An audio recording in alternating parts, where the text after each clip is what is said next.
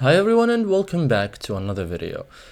So if your schedule changes or you prefer running your long run on a different day, the Runna app lets you adjust your training plan so it fits your routine.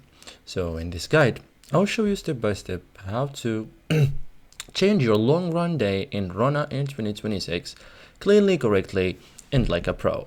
So first thing first, open the Runna app, log into your account, go to your active training plan, okay, and make sure your plan is active and visible. So tap your training plan from here. Then I want you to tap manage plan, okay. Look for here, look for training, look for the long run day.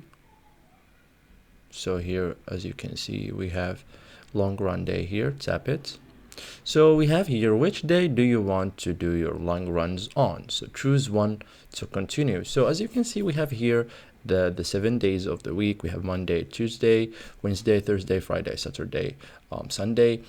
Common long run days are Saturday and Sunday. Any free day in your schedule too. So choose a day when you have the most time and energy and tap it, okay.